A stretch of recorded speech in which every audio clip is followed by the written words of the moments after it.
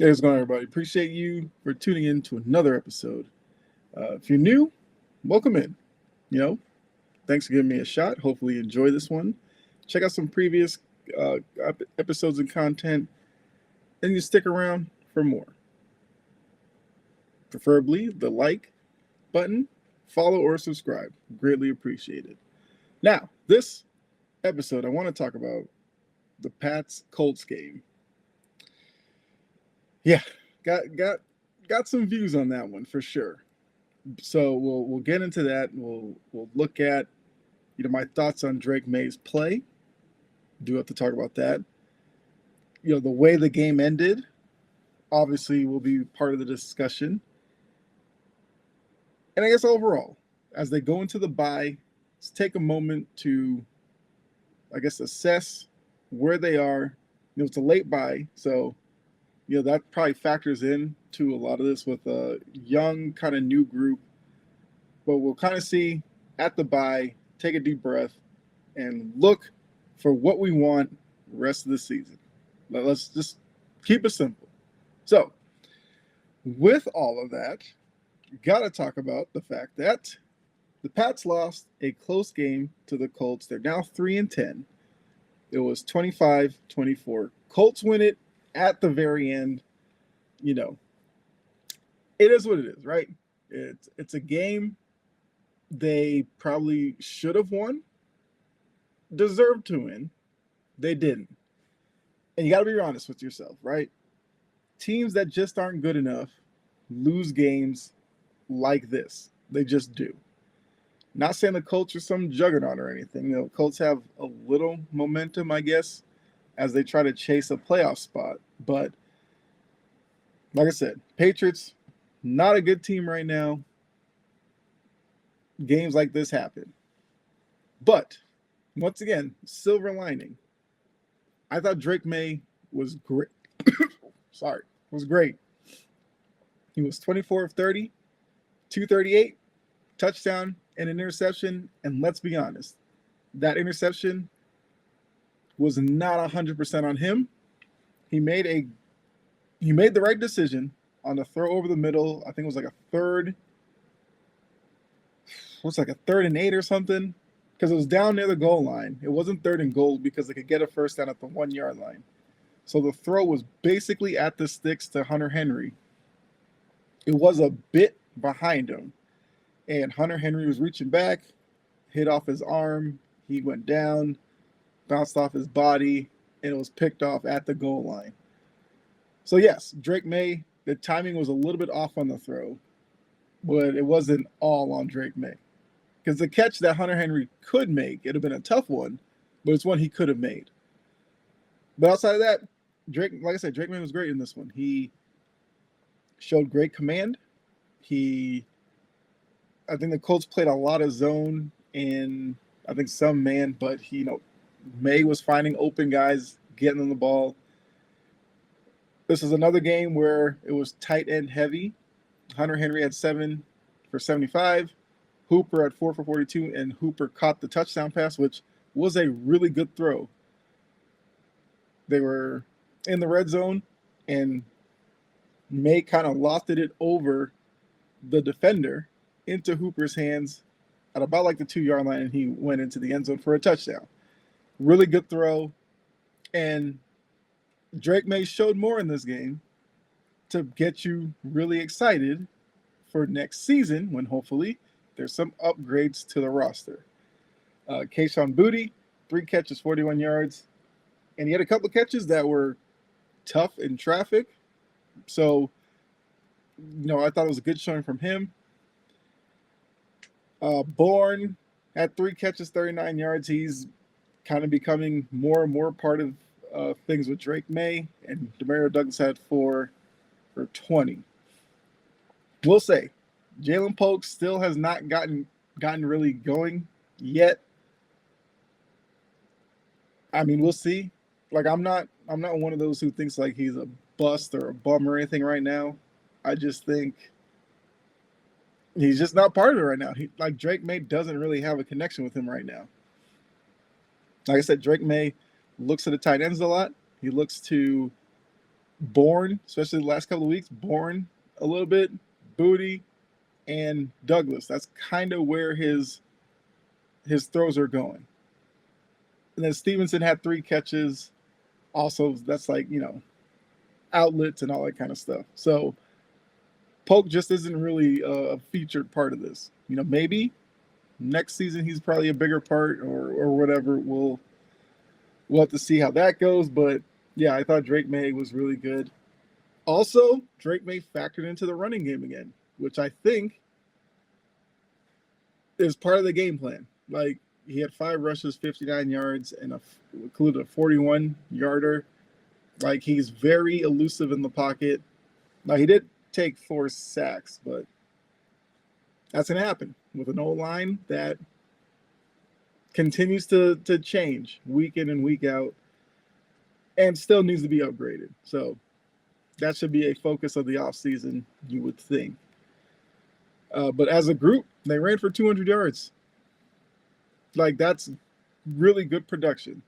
So Drake Maye, good at the passing game, factored into the running game. Running game overall was great. That's why I'm like, this is a game they deserve to win and should have won. So why didn't they? Like I said, the interception at the goal line was a big factor. The biggest factor is probably the Joey Sly missed field goal.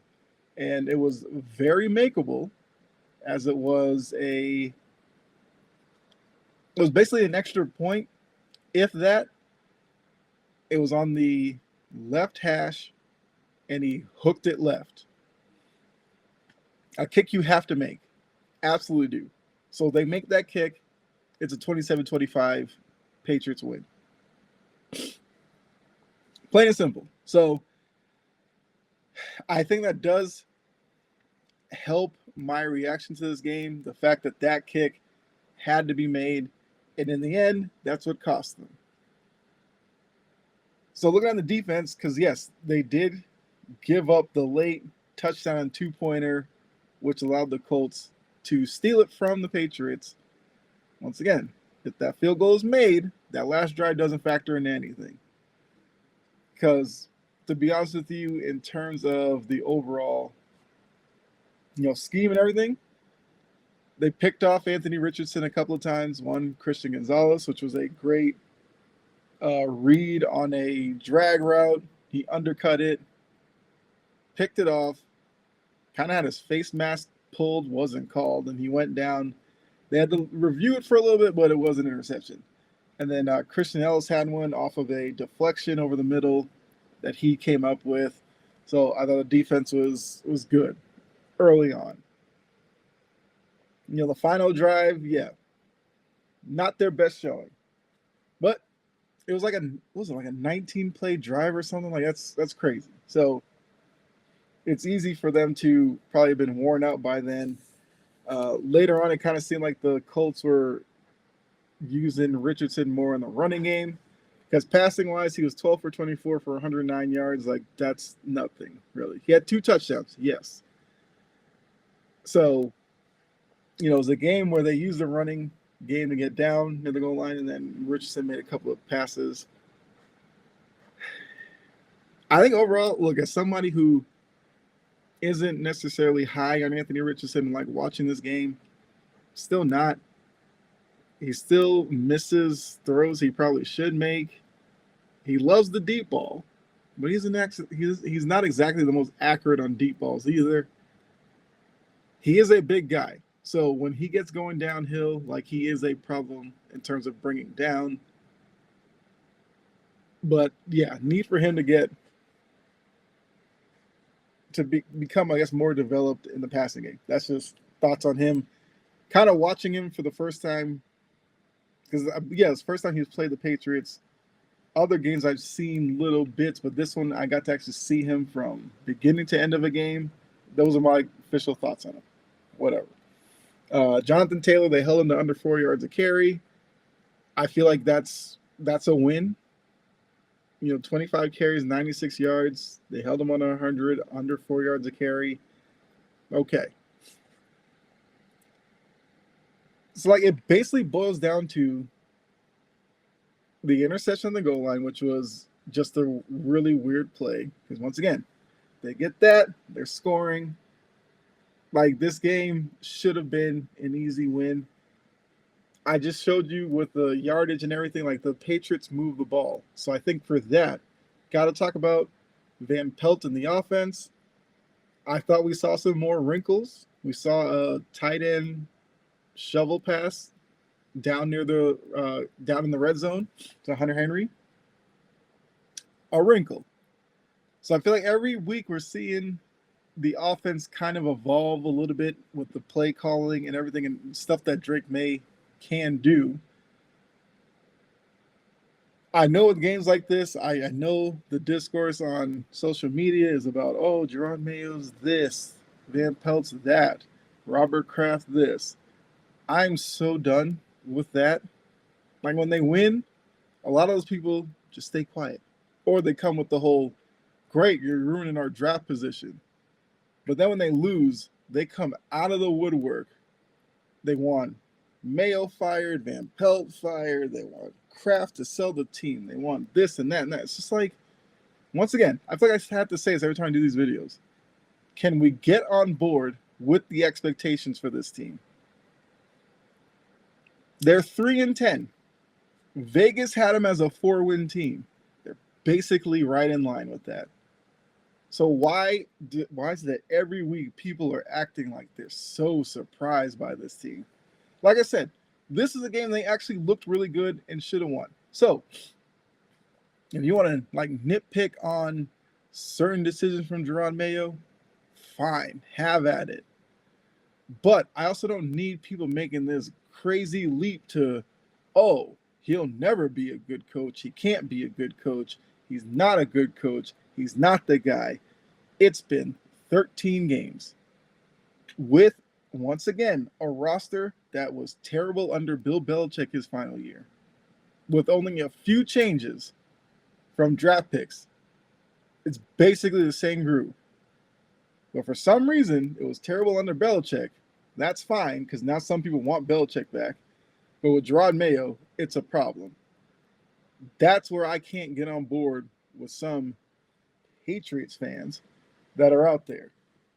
And I get it. On social media, a lot of people just post stuff for attention. I get that. But, like, calm it down.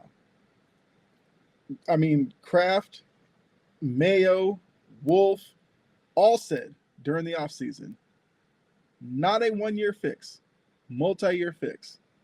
So how about, here's a suggestion, let the season play out, right?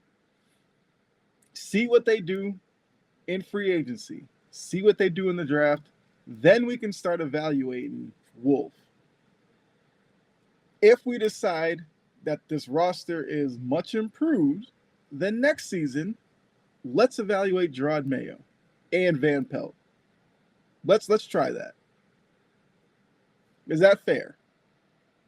Because once again, I know some Patriots fans were spoiled by the Brady years. So now the fact of another potential losing season is like a killer to you. But, like, come on. Some of you remember before Brady how it was rough. Well, not necessarily rough, because the Pete Carroll years were like 9-7 every year and then losing early in the playoffs, which, hey, if that's what you want, cool. How about before that? Wasn't that great?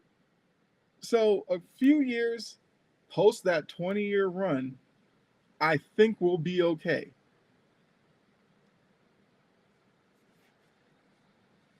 Like, I want to see the Patriots win too, but I also set myself up for this when I knew Brady's time was coming to an end. It's going to take time to build it back up. So, can we give Mayo, Wolf, like, a real shot at this? Remember, they came into the process this offseason. So they had an offseason where a lot of people didn't like the fact that they didn't spend money. Which, once again, who did they not pick up that they spent the money on? This team would be drastically different. Because they're going to have money again this offseason. Not like the money went away. It's still there. So let's give them that. Because now they actually had a front seat to evaluate this team. They can now form a game plan going into the offseason, and let's see what they do.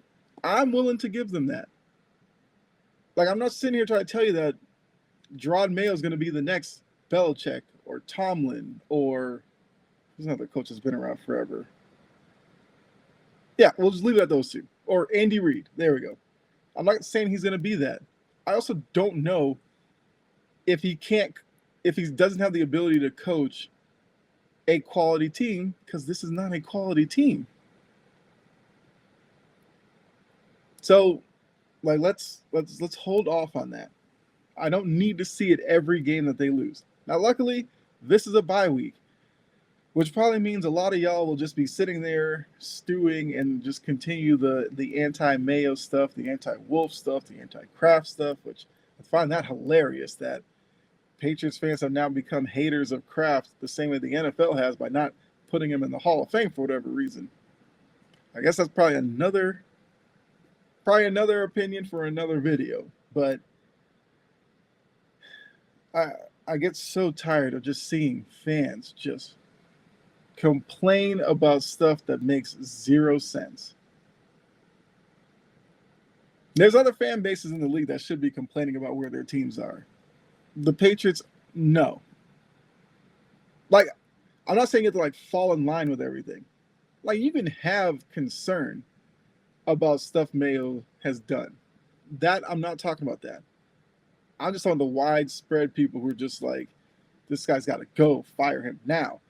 You know, it wasn't even a real process to bring him in, because those people, trust me, there's underlying reasons with them. But once again, I'm not going to get into that again. So yeah. Because look, I will say, there was one decision I questioned Mayo on yesterday. There was a play, I think it was part of that final drive. It was like a third and 9, maybe. And Anthony Richardson threw an out route to his left. I can't remember the player's name.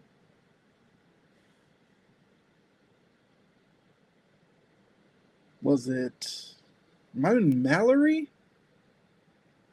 It might have been Mallory. Threw it out to his left. Mallory made a diving play on it, caught it towards the sideline, went down, and they called it a catch, which made it 4th and 2. So I think because it was 4th down, like, Mayo probably didn't think much of it.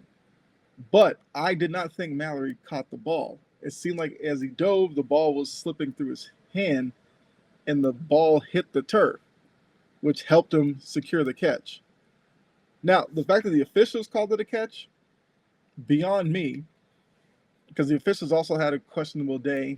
Like, the fact that Mayo had to use a challenge flag on the scramble by Maye when he clearly got the first down, but they marked him like a yard short. Did not understand that at all. But he won that challenge. I feel like that's a play that could have been challenged.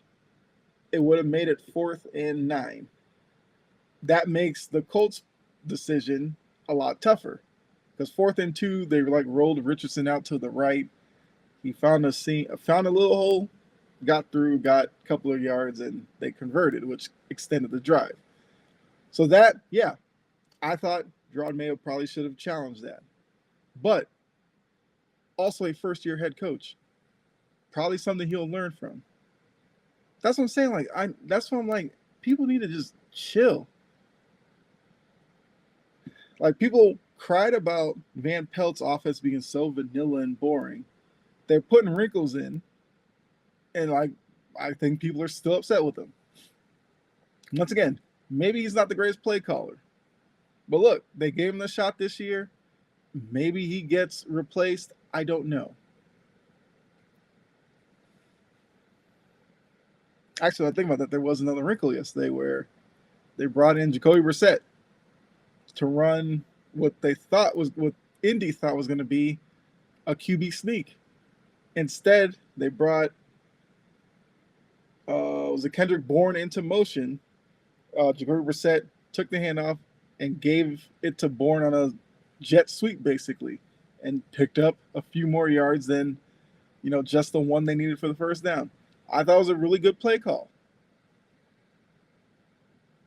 So I think the same way that Drake Maye has evolved over the season, I feel like Van Pelt has evolved as well. But once again, I think at the end of the season, you let Wolf, Mayo evaluate Van Pelt, make a decision on him. If Van Pelt's back next season, cool. If they replace him, fine.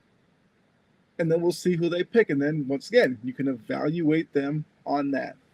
I think the fact that Kraft liked Mayo from the beginning, picked him to be Belichick's successor, which, let's be honest, not a lot of people would want to take that on, replacing Belichick and all the success that he had.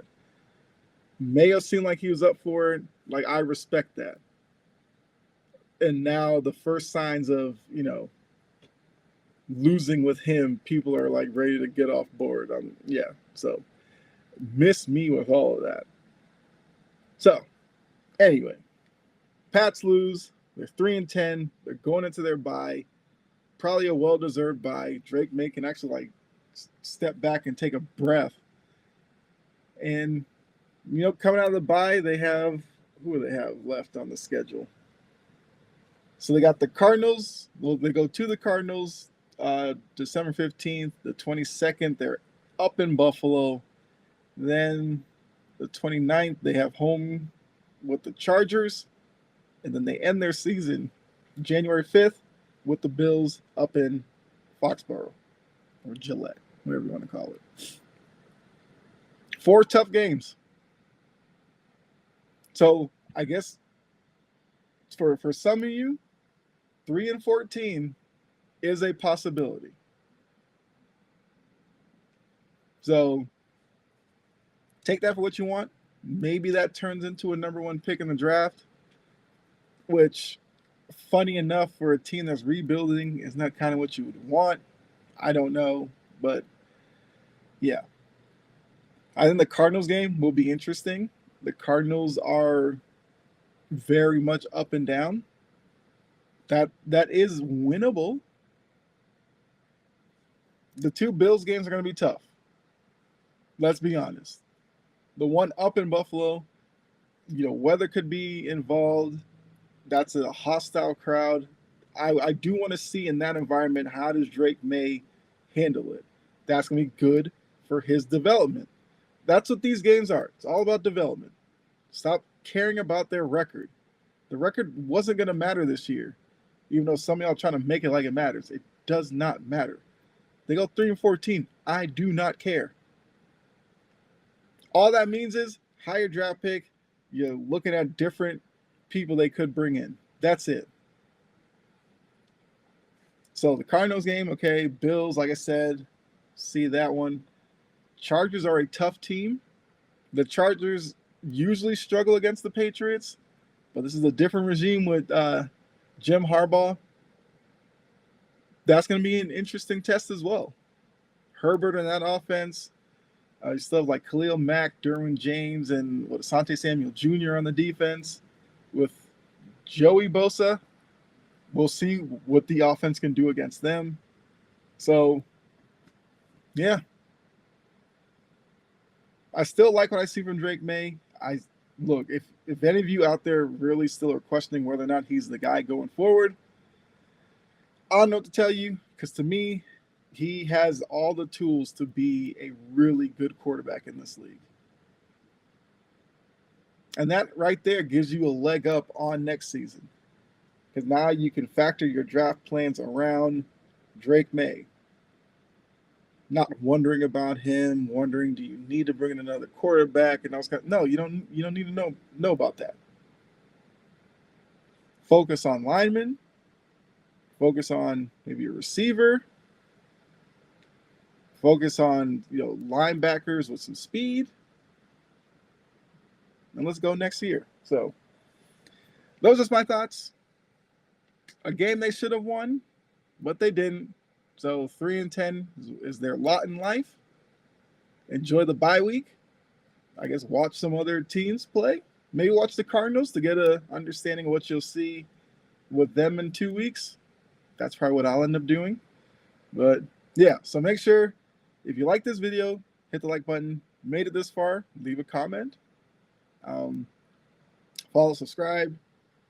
I'm gonna try to do video uploads every day. That's kind of the goal I set for myself for this week. Upload a video every day. If I do it this week, I'm gonna try it again next week. I'm gonna try to make this a regular thing.